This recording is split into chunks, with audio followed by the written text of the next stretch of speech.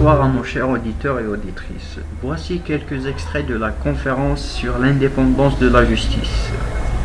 و13 في خطاب المجلس يتبعوا جاب لنا هذا التعديل بعد 4 سنوات تقريبا 22 وبعد اندلاع الحراك ثم الشيء اللي جاء انتخابات 12 والصورة من المشاريع السياسية عرض إلى جهة دستور جديد.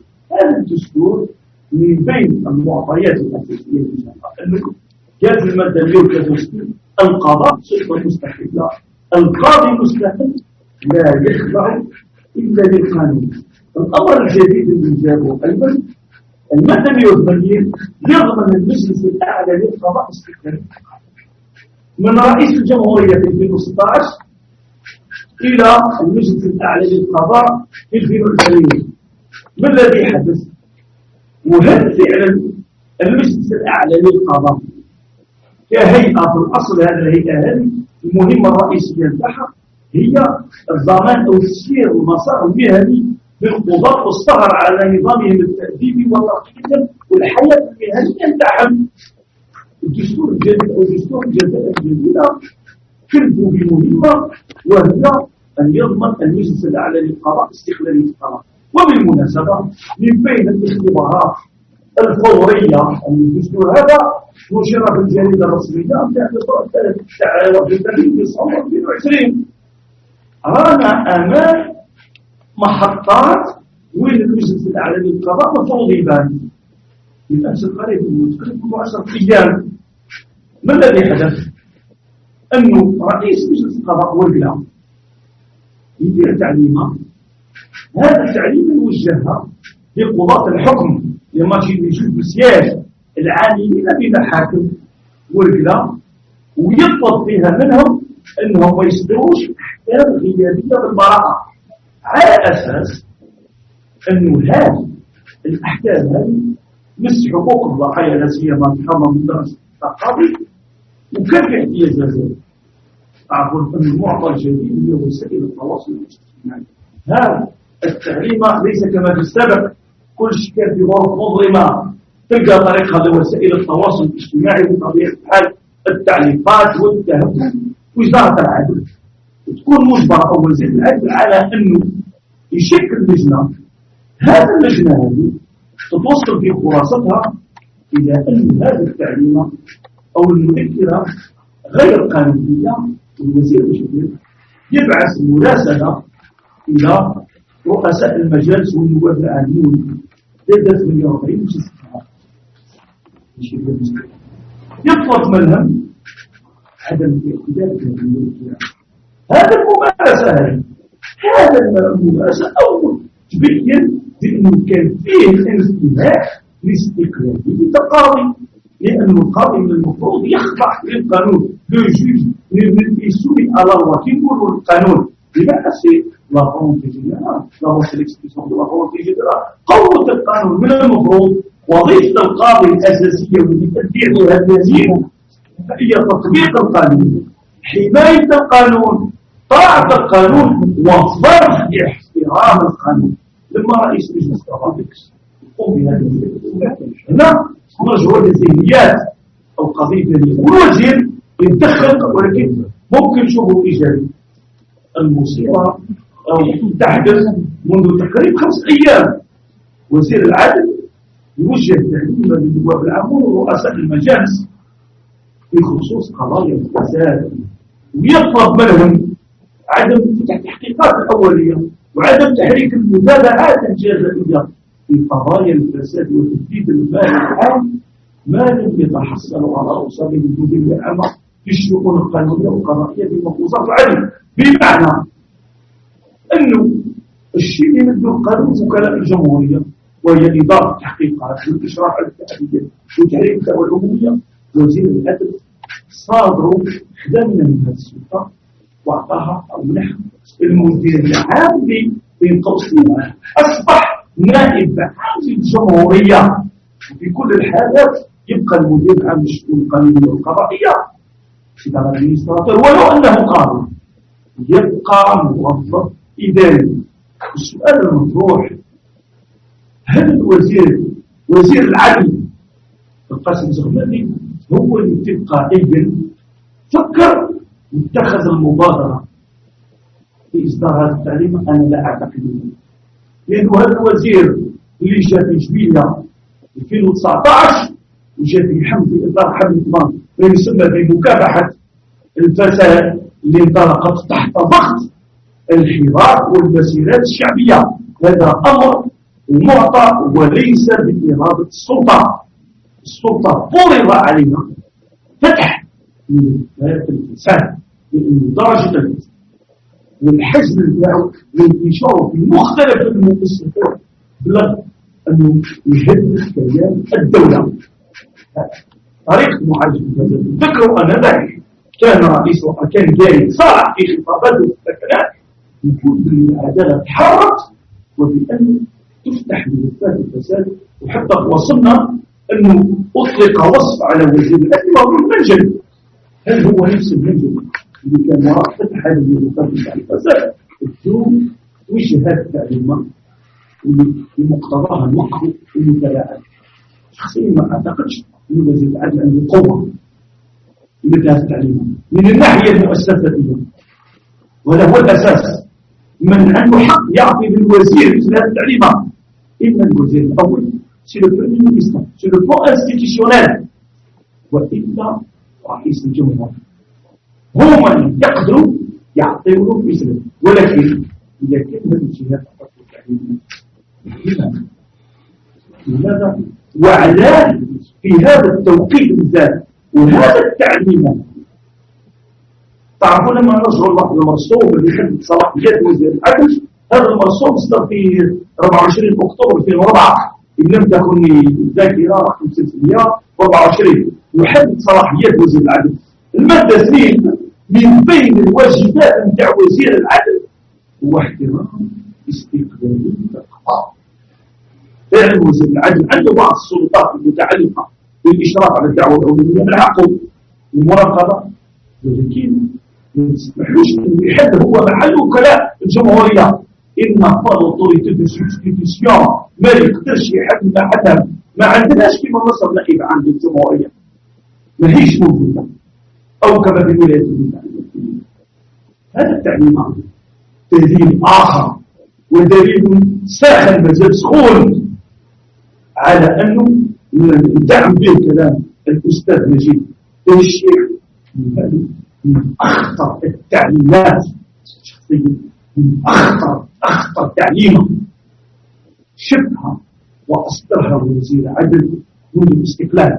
لأنه انتهى معه من وزراء العدل في السبعينات في الثمانينات حتى كان عنده الشخصية والقوة والحكمة من كان لا، ولكن من نهاية التسعينات والفي هذا النوع والطينة للمسؤولين أقعدش للأسف الشديد.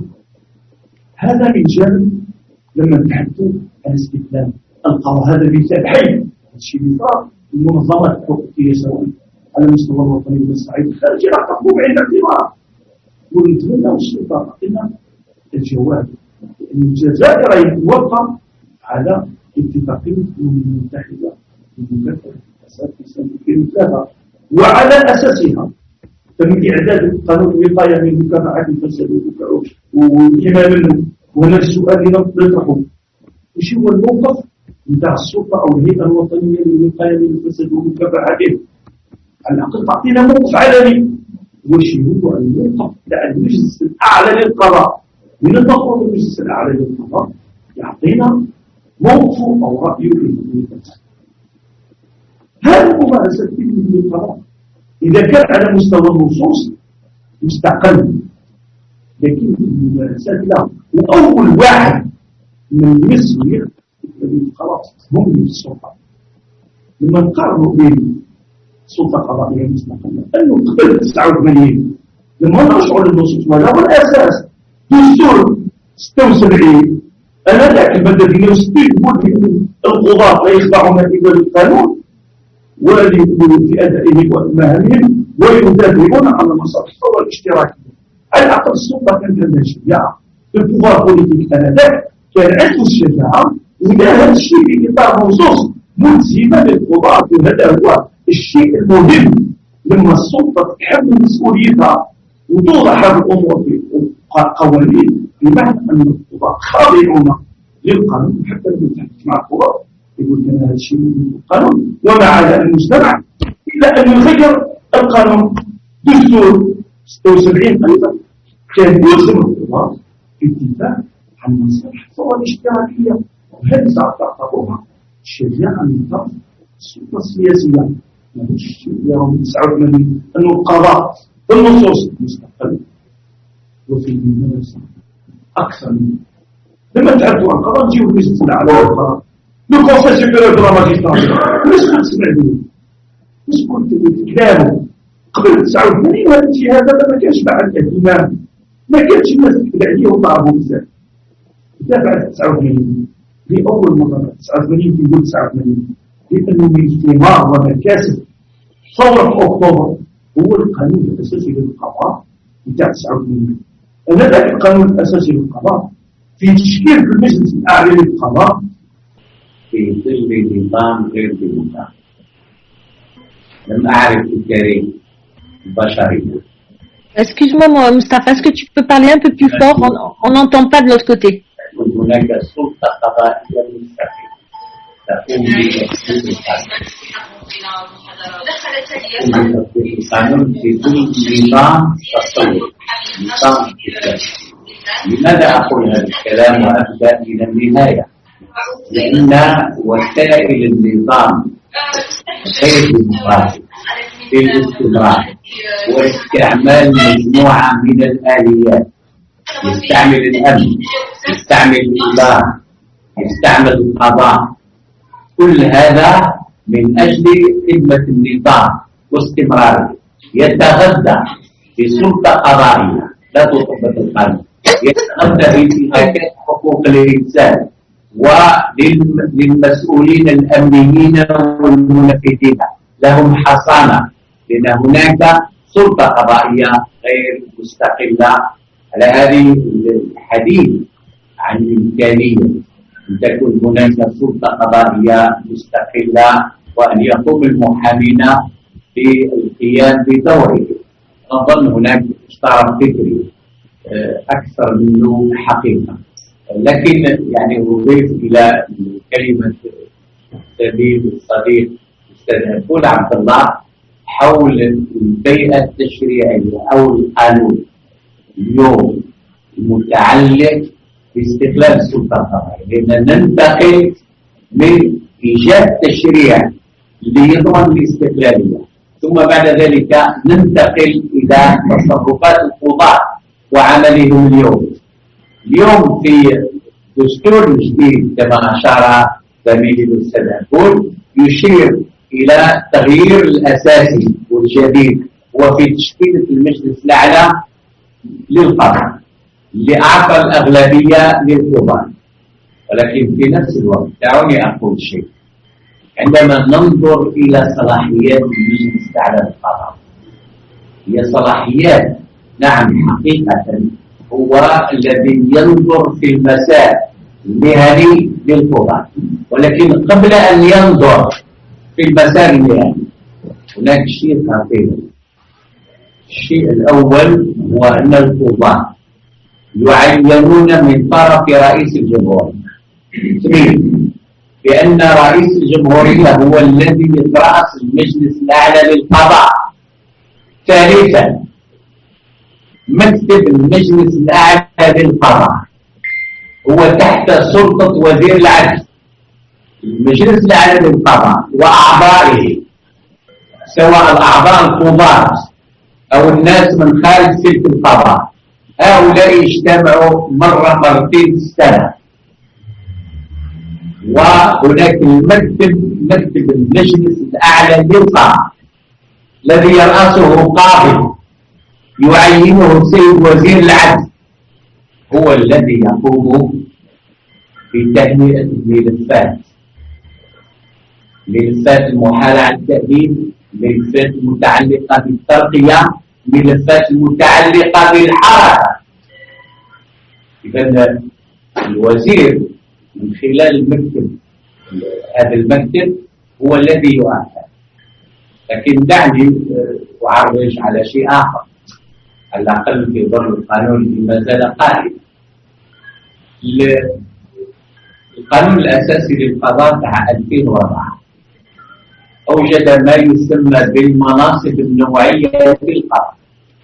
المناصب النوعية هو رئيس المحكمة العليا، هو النائب العام، هم رئيس المجلس الدولة، هو المحافظ، ثم بعد ذلك هناك نائب العام ورئيس المجلس. هؤلاء ثم بعد ذلك في مادة موالية وكلاء الجمهورية ورؤساء المحاكم. هذه مناصب نوعية، وهم القضاء القضاة هم لا شيء. لماذا أقول هذا؟ لأن في المناصب النوعية أنا رئيس مجلس قضاء الدفلة، أنا نيجي ببداية سنة، أنا اللي نعين قضاة في الغرف وأنا اللي نغيرهم وأنا اللي نقوم بتنقيتهم باش يطلع. هؤلاء المناصب النوعية يعينون من طرف رئيس الجمهورية من دون أي رقابة أو استشارة للمجلس الأعلى للقضاء. لما نصبح أنا قاضي أو مستشار في مجلس القضاء الجزائري ونعرف اللي التنقيط تاعي باش نطلع باش نافونسي متعلقة برئيس المجلس. إذا كنت نائب عام مساعد متعلقة بالنائب العام. واش ندير أنا؟ نقول هذو اللي يتحكموا في حياتي المهنية، وهؤلاء لا يعينون بنا على كفاءة، يعينون بنا على هوى النظام. على هذه نتحدث على إمكانية استقلال السلطة القضائية. حتى لما داروا 15 عضو في المجلس الأعلى للقضاء، وهذه داروها زعما في الدستور باش يعطيو الانطباع راح تكون استقلالية للسلطة القضائية. على هذه ما يقدرش يتحقق ذلك، لأن الإخوة ما عندهمش نية. شوف القانون هذا تاع 2004 يقولوا باللي يمكن في المناصب الشاغرة يمكن تعيين 20% من خارج القطاع. المحامين اللي مارسوا أكثر من 10 سنوات، دكاترة الدولة، أساتذة الجامعات، هؤلاء يمكن تعيينهم في الجهات القضاء من المحكمة العليا حتى المحكمة. عمرهم معين واحد. علاش؟ لأن ما يحبوش قاضي من خارج الجهات، لأن عنده نوع من الاستقلالية كثير، لأن عنده ليس يعني عنده الضغط تاع أنه يكون في معهد القضاء والأسبرية معه وكان ما عندهمش هذا. هذه ما يحبوش يعينوا المحامي، ما يحبوش يعينوا أساتذة جامعيين، لأن النية هو إبقاء الجهات تحت في خدمة النظام. هذه يديروا 100 مادة دستور 2020 حول استقلال السلطة القضائية لم يجدوا نفعا. البيئة التشريعية القائمة في ظل نظام ليس لديه نية ذهاب إلى ديمقراطية واستقلال السلطة القضائية ما يقدرش يتحقق.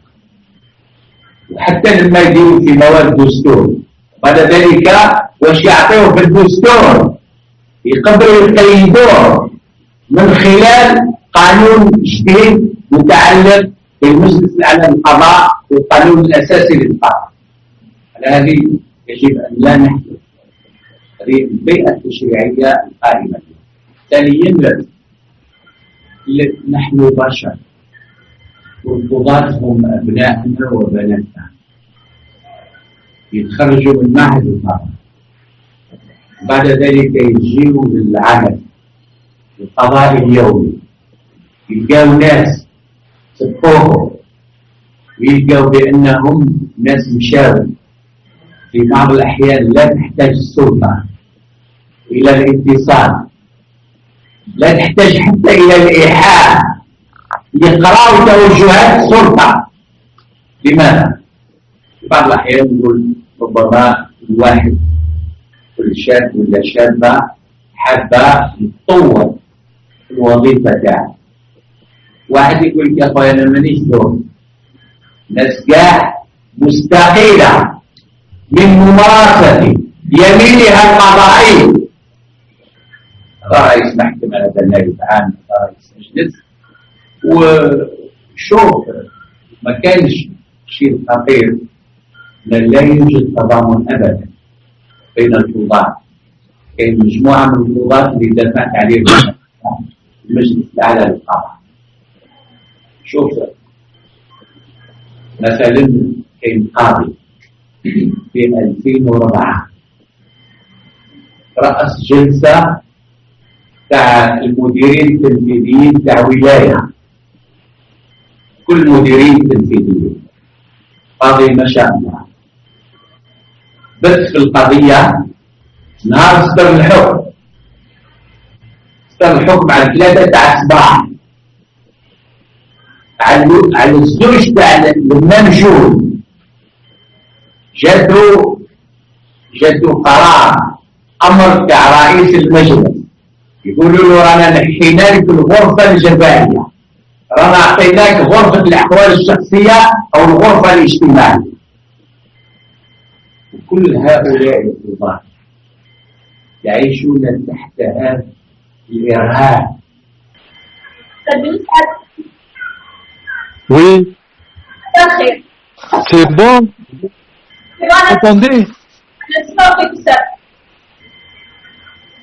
راكم تسمعوا فيا. Bon, أنا je m'excuse, mais oui, vous m'avez demandé d'intervenir sur les ONG de défense des droits de l'homme et la justice en Algérie. Au fait, qu'est-ce que je peux dire sur ça? Vous savez, tout à l'heure, Majid l'a bien expliqué. Je crois qu'il y a eu une constitution d'avant 89 et une constitution après 89. Avant 89, la justice était perçue comme une fonction, c'est-à-dire qu'il y a un pouvoir unique, c'est le pouvoir révolutionnaire, et le juge est là pour défendre les intérêts du pouvoir révolutionnaire. Et après 89, on a ouvert, c'était une constitution libérale avec une justice, le pouvoir judiciaire, la séparation de pouvoir. Mais en fait, dans les pratiques, rien n'a changé, absolument rien n'a changé. Alors, les ONG, vous savez, les ONG dans les pays, je suis tenté de dire la reconnaissance des droits, c'est un préalable au bon fonctionnement de la démocratie. Mais en même temps, la démocratie, c'est le seul régime capable de protéger les droits. Donc, c'est intimement lié. Droits de l'homme et démocratie, c'est intimement lié. C'est consubstantiel la démocratie et l'indépendance de la justice. On ne peut pas parler de l'indépendance de la justice ou de la justice tout court s'il n'y a pas une démocratie.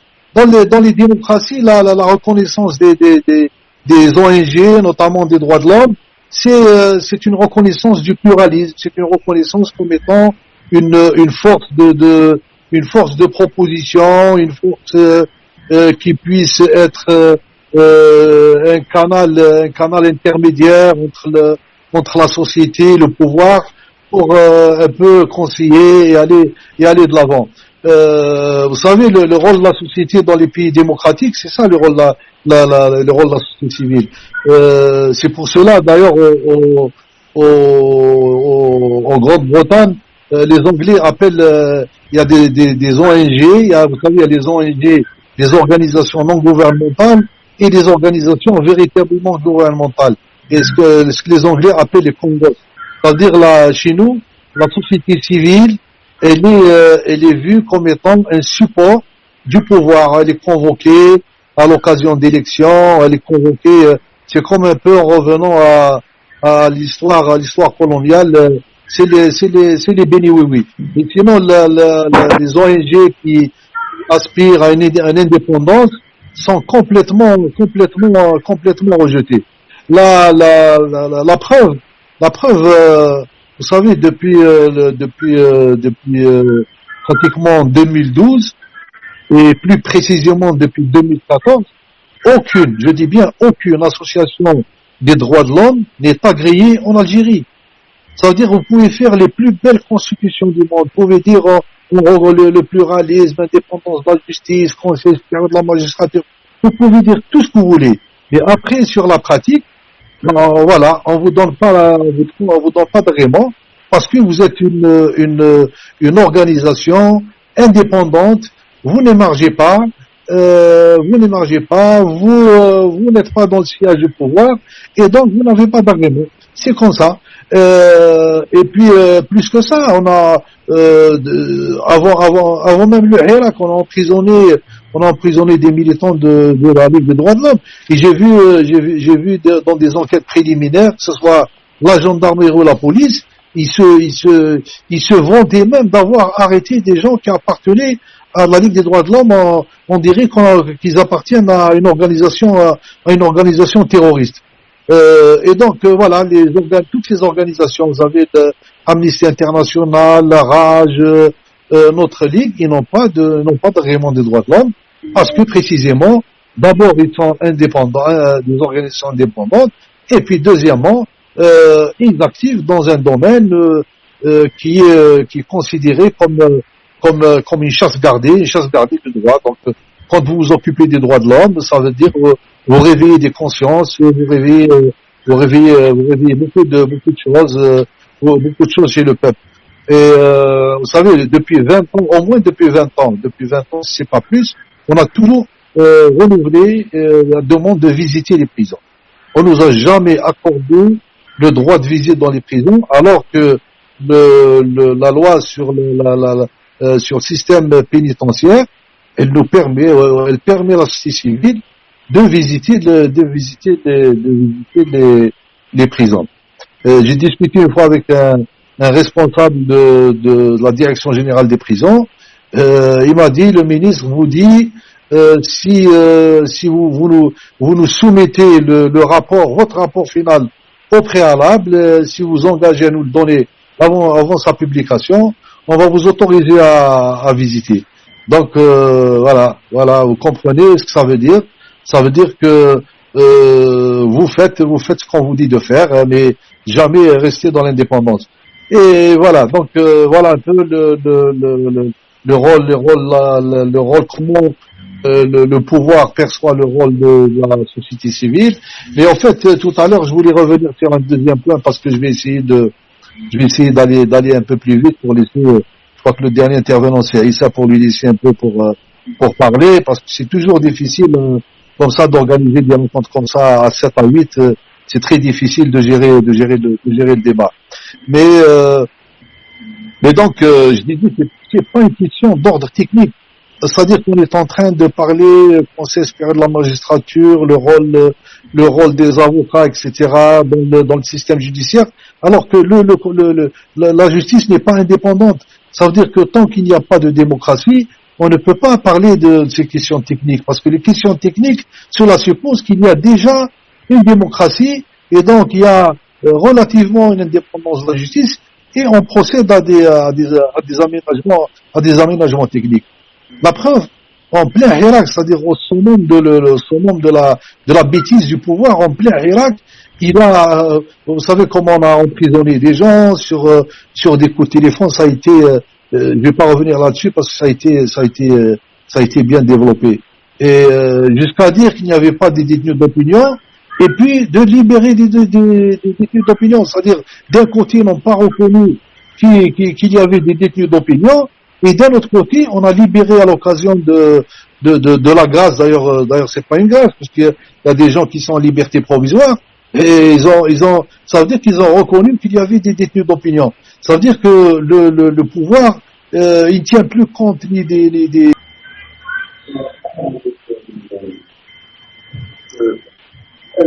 notamment Ken Salah ordonne l'arrestation des porteurs de drapeaux à Nazir. Ce n'est qu'une poursuite politique. Ce n'est qu'un dossier politique.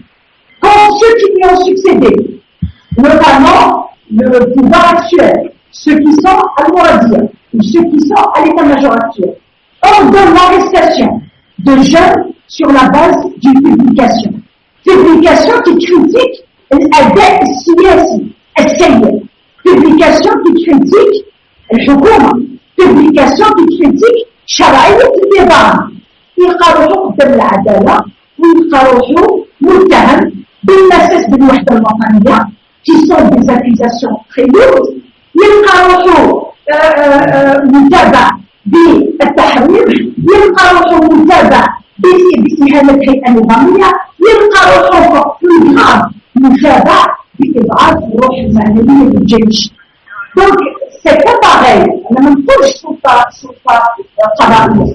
parce que ما منصوص عليه في الدستور. والله هو معروف في الواقع أنه السلطة القضائية لا يمكن اعتبارها سلطة. بل هي سيتطرق إليها هذه النقطة يتطرق إليها زميل الأستاذ عيسى رحمون ما هو إلا جهاز بين أيدي السلطة التنفيذية.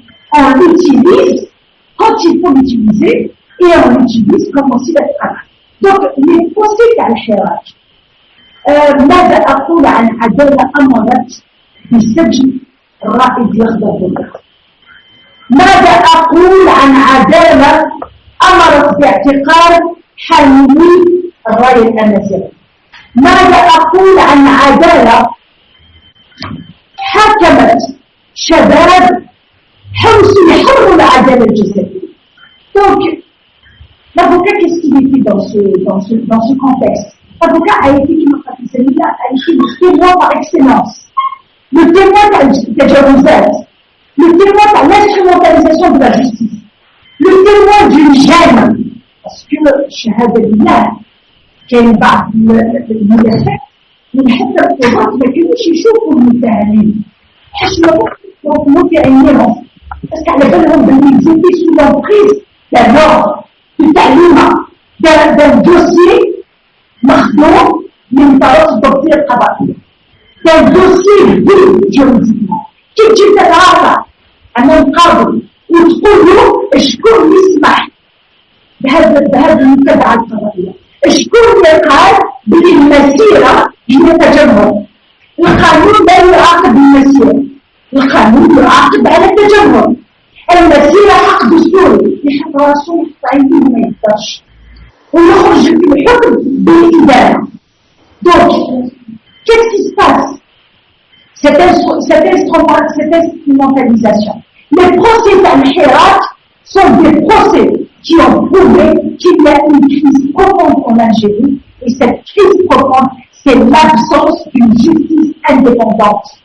qui مسبق زميل الأستاذ البول وزميل الأستاذ بوشاشي قال لك ما دام أنه هذا الجهاز خاضع لهذا منوفاتير هذا الترتيبة المعقدة تاع التأمينات شكون يعين لو سومي لو سو سومي حتى هذه التبعية للجهاز التنفيذي يجعل أنه لا يمكن الكلام عن المحاكمات العادلة.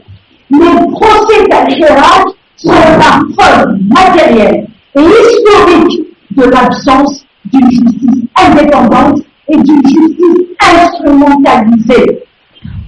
Du Shabab Al-Hirak, nous أمام العدالة. Oui, ils se demandent eux-mêmes qu'est-ce qu'ils font devant la justice. ما هو الذنب اللي اقترفوه من الجرم اللي داروه؟ شباب راج اللي فوتوا في الحبس 6 أشهر. كنا نروحوا نشوفوهم depuis leur arrestation en juin jusqu'à leur libération en janvier. Ils nous posaient une seule question, c'est le Haraj. Qu'est-ce qu'on fait en détention? Qu'est-ce qu'on fait en prison?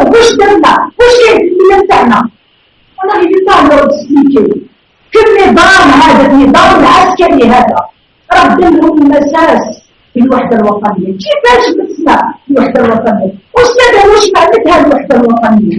كيفاش حنا كيف يقول لي مفتيسي j'ai passé mon service national dans le sud. J'ai donné ma jeunesse في الحدود في السود وكملت قرايتي كملت السيرفيس ناسيونال كملت قرايتي comment j'ai atteint, comment j'ai touché à la souveraineté nationale. كيفاش فهموها لي هذه؟ جاء القاضي التحقيق يقول له علاش لي جون تاع راجل علاش كنتوا لابسين لي شال روج؟ خرج في المحاضر ان شعارهم انهم يرتدون ان شال روج او الشال الاحمر. هذه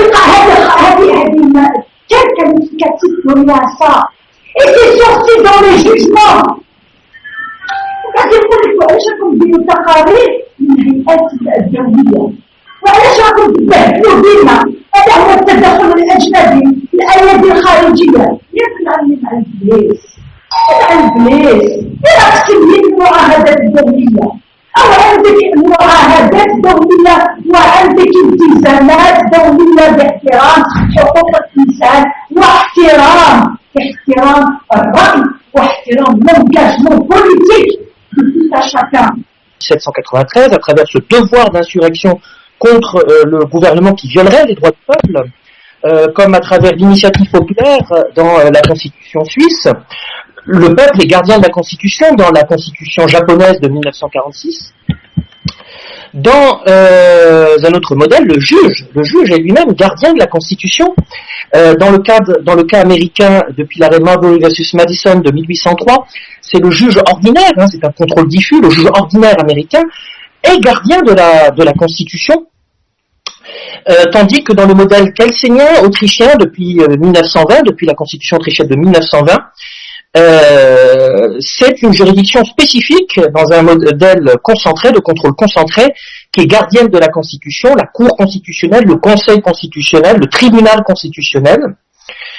Dans d'autres modèles, le président de la République, le Reichspräsident peut être gardien de la Constitution, ça c'est le modèle schmittien, et à travers notamment le pouvoir qu'il a de décréter l'état d'urgence, l'état de siège, l'état d'exception, de promulguer des ordonnances, etc. Par ailleurs, le Parlement, une chambre parlementaire peut être gardienne de la Constitution. C'est le cas, suite à l'influence notamment de la DCIS, des Sénats conservateurs sous les constitutions du Consulat de l'Empire.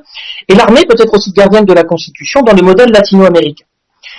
Alors qu'en est-il en Algérie ? En Algérie, il y avait entre 1989 et 2020 deux gardiens de la Constitution. Il y en a un troisième, des jurés, je parle, dans le texte de la Constitution. Le président est garant de la Constitution, est garant de l'application de la Constitution dans la Constitution algérienne.